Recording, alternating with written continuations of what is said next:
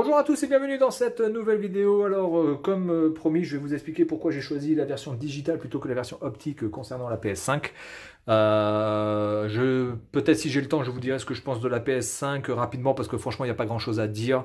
Voilà, c'est juste une évolution de la PS4 Pro x2. Voilà, voilà, elle est 2 fois plus puissante que la PS4 Pro, comme la XXX est 2 fois plus puissante que la Xbox One X. Donc honnêtement, sur les prochaines générations de consoles, à partir de cette génération-là, et même je pense les générations futures, il ne faudra pas s'attendre à grand-chose des consoles, à part qu'elles soient 2 fois plus puissantes. Voilà, voilà, 2 fois plus puissante, c'est tout ce qu'on peut dire pour l'instant, elle est 2 fois plus puissante. Alors j'ai pris la version digitale, la première grande raison pour moi, et je ne vous conseille pas de prendre la version digitale personnellement, moi, hein, mais dans mon cas personnel,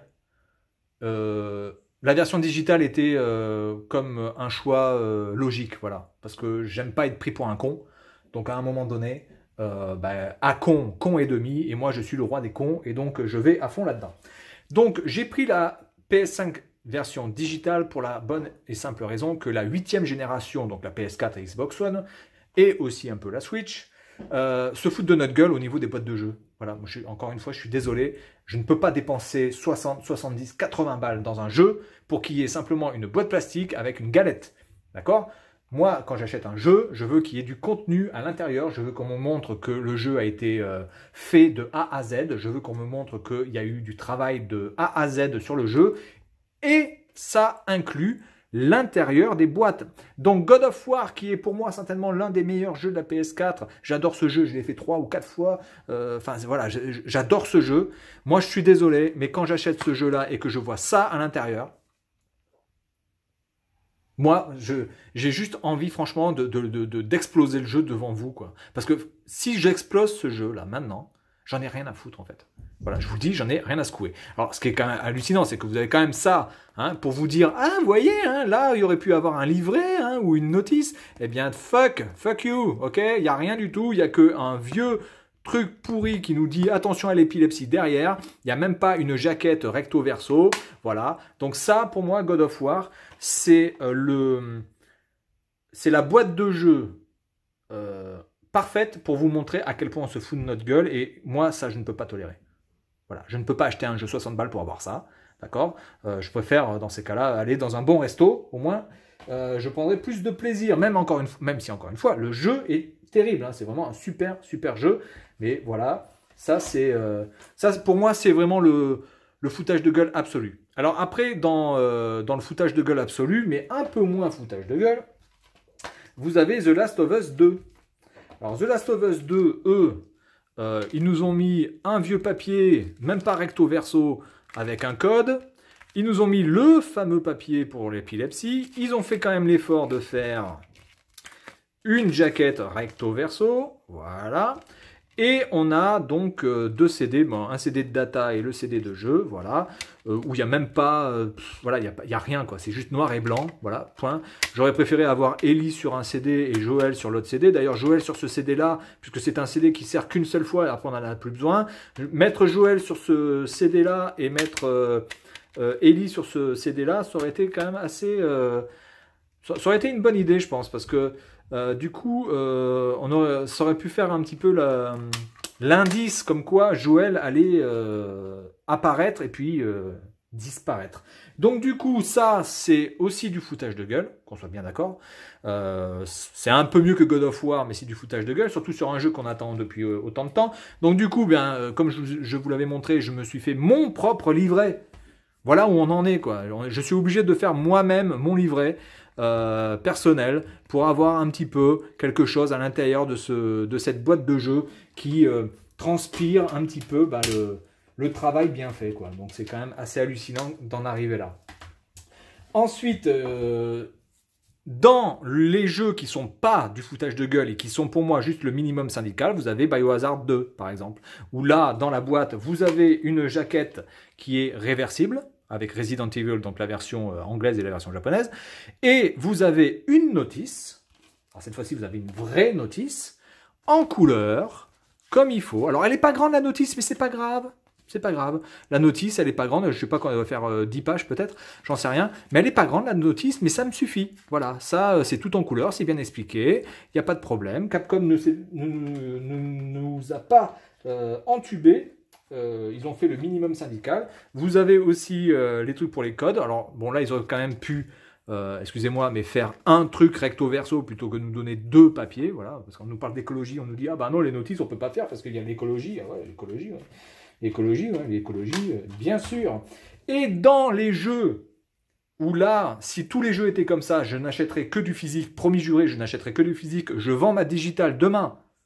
Demain, je la vends, je prends l'optique, il n'y a aucun problème. Si on m'assure qu'on peut faire des jeux, des boîtes de jeux aussi complètes, aussi bien faites que Hollow Knight. Alors, Hollow Knight, c'est en plus un studio indépendant, c'est pas Santa Monica Studio, c'est pas Naughty Dog, c'est vraiment un truc indépendant. Et eux, ils ont eu quand même la gentillesse. Bon, le CD, il est dans ma PS4 puisque je suis en train d'y jouer, enfin d'y rejouer d'ailleurs. Vous avez une jaquette recto verso. Vous avez une map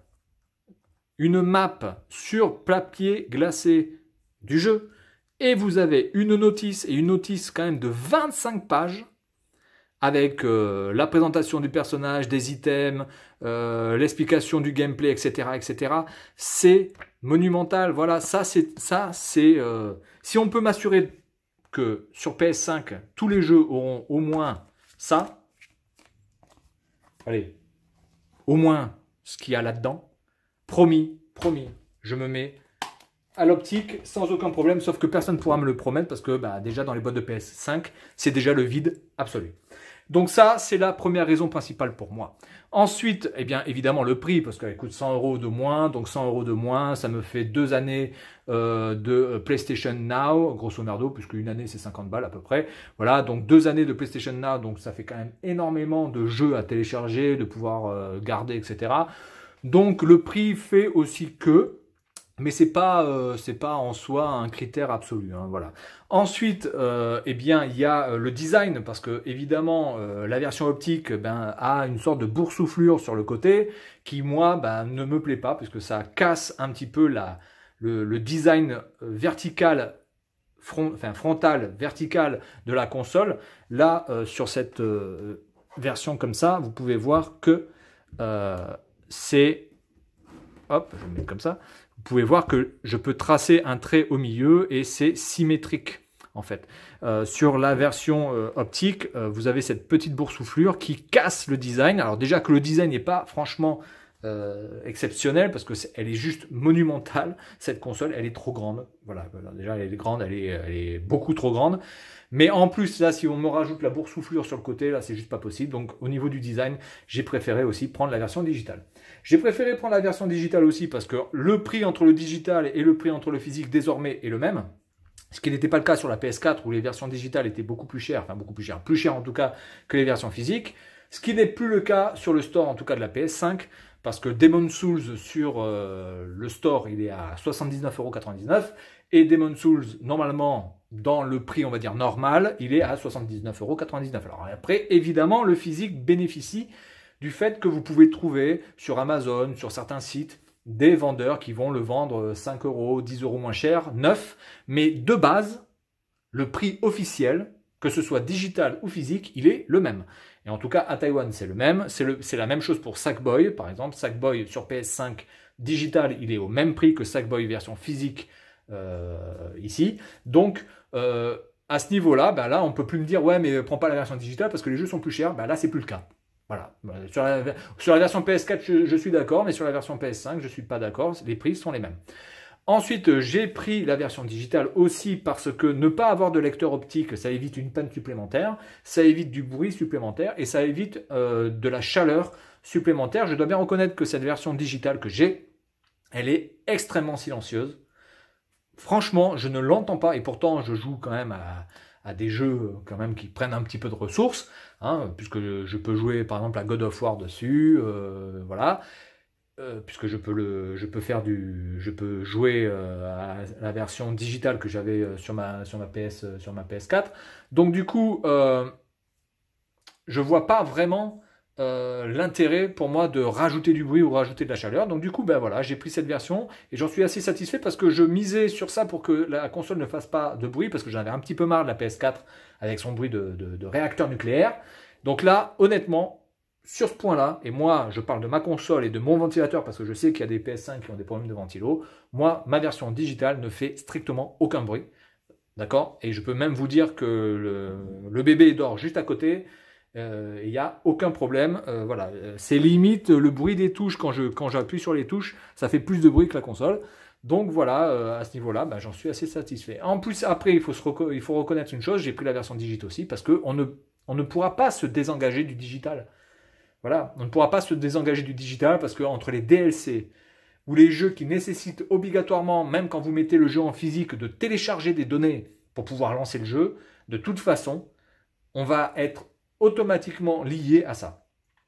Parce que le Blu-ray, faut bien comprendre que le Blu-ray, à un moment donné, vous n'allez pas pouvoir mettre 400 000 data dessus, vous n'allez pas pouvoir mettre des jeux de 300, 400 gigas sur des Blu-ray, ou alors il va falloir avoir 1, 2, 3 Blu-ray dans la boîte.